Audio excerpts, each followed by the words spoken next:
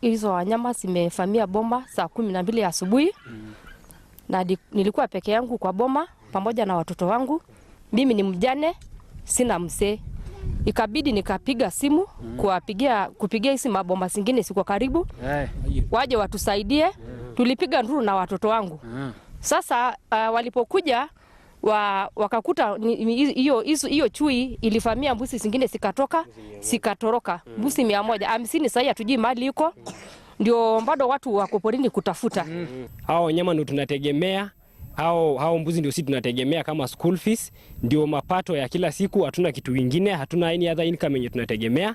So tumeathirika pakubwa sana. Personally mtu kama mimi nimerudi kwa ajili ya school fees, hiyo ndio nilikuwa nategemea.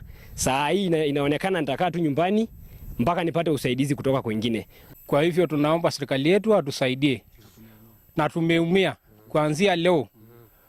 Tumekaa hapa kusanyika, hatujapata usaidizi yoyote, na tunaomba serikali yetu achukue hiyo hatua.